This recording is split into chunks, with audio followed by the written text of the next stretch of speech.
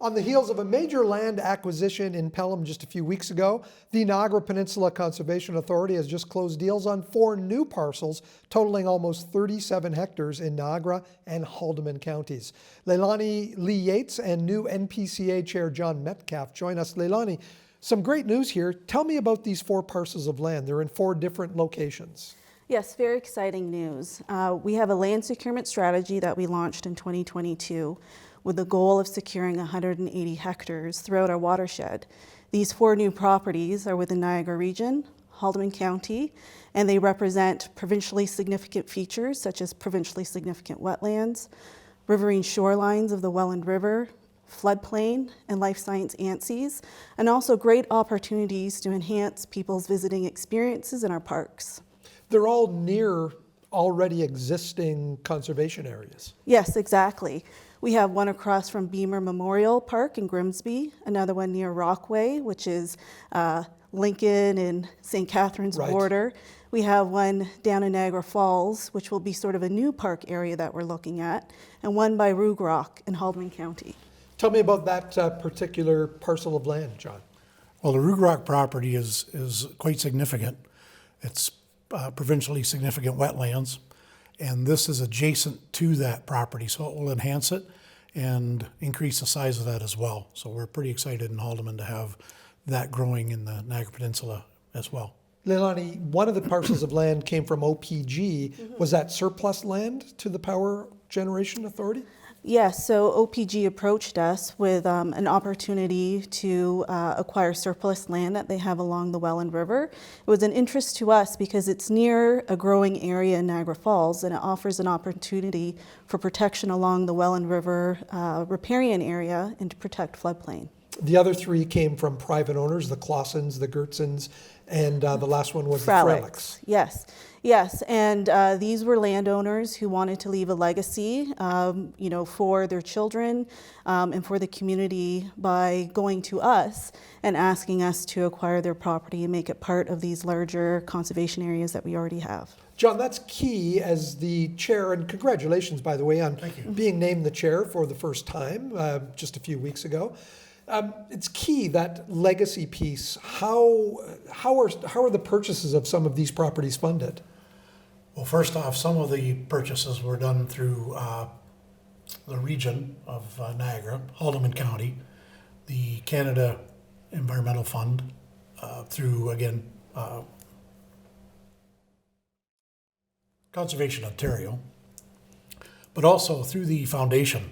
The NPCA Foundation is a great way to contact them, and if you're interested in, or your family is interested in leaving a legacy, either property, supporting different foundation activities, purchasing comfort maple pen that are available, and supporting, again, a lot of the Niagara Peninsula Conservation Authority foundation fundraisers that they do. How important is that foundation to the operation of the authority?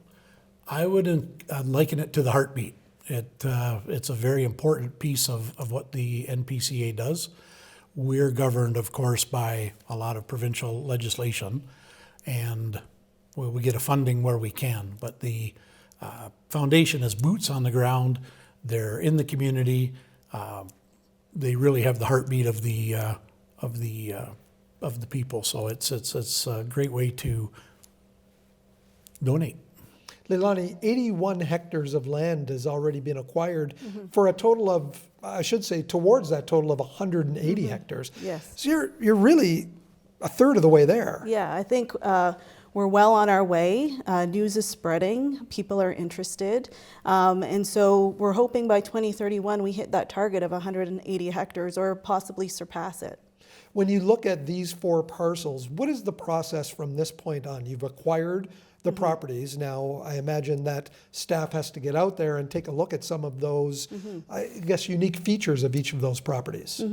For the time being, the new properties will remain closed until such time that we do land management plans. So we're going to look at the uniqueness of the areas, what they offer in terms of environmental protection, accessibility, nature experiences, and we're going to work those into management plans. The ones that are near the larger conservation areas, we'll do that as part of the broader management plan plans for the full area.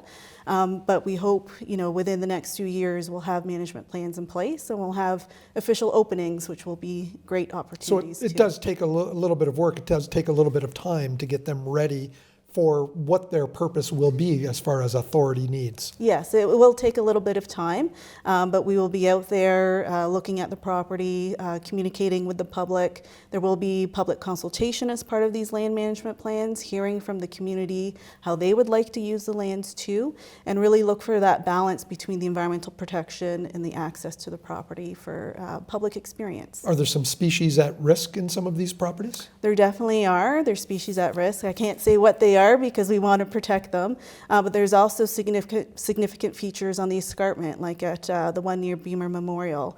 We also have with the one near Rugarok, the Caister Canberra Slough Forest Wetland Complex, which is one of the largest features that we have in our watershed.